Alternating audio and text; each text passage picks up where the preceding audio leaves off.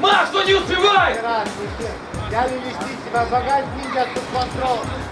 Cum a fost meciul? Deci, meciul a fost destul de greu pentru că în fața noastră a fost un adversar matur, destul de agresiv, bine organizat și cu atât mai interesant a fost pentru noi încercarea asta. Sunt bucuros și felicit băieții pentru victoria adusă, pentru un comportament și un angajament exemplar. Da, în mare parte, adică a fost bine, dar am avut și greșeli care trebuie să le perfectăm, să le scoatem și să perfectăm lucrurile bune ale noastre în teren. Dar este important că băieții, prin angajament și dăruire, au câștigat meciul ăsta. Ați jucat deja 5 meciuri în divizia, cum califici evoluția băieților? Deci vreau să zic că echipa are un potențial, jucătorii au potențial și totul va merge bine doar cu o condiție, să ne educăm în mentalitate de învingător. Pentru că victoria aduce victorie și continuitate este necesar la Zimbru. Deci, ca să avem o mentalitate de învingători. Ce obiective are echipa pentru acest sezon? Deci, evident că rezultatul este pe primul loc, la fel educarea și creșterea nivelului jucătorilor pentru a ajunge la echipa întâi. Lucrurile astea nu se bat cap în cap, ci sunt primorgătoare pentru noi.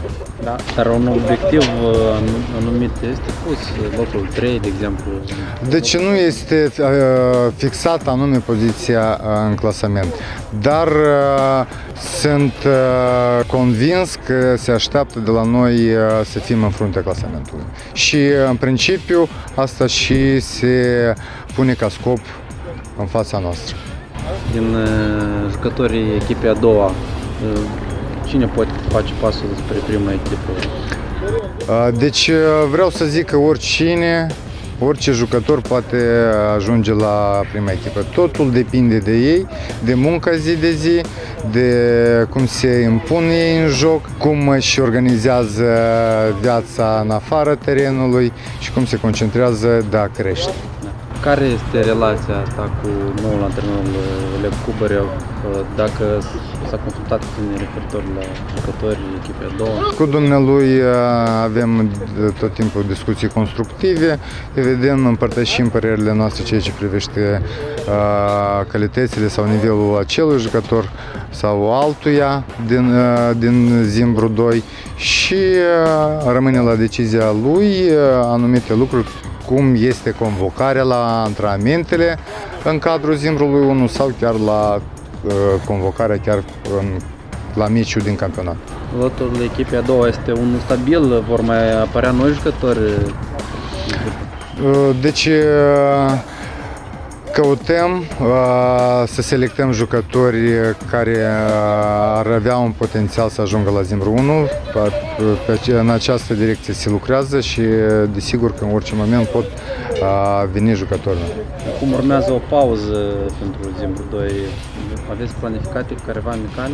Pe moment încă programul ce privește meciurile amicale concret sau zi pe zi nu este stabilit, dar oricum am purtat niște discuții cu adversari probabil și săptămâna viitoare vom concretiza aceste lucruri, ceea ce privește programul meciurilor amicale până la meciul cu Șerif.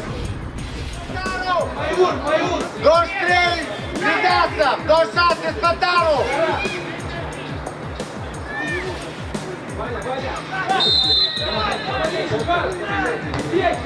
Hai, Lia! Eu cui dau dreptate? Îi dau dreptate acela care șegă în locul arbitru? Да. Крайний полузащитником с Грауром. Граур защитник, крайний полузащитник. Без импровизации. Наоборот. Ты полузащитник. Просто его отрабатывать в обороне.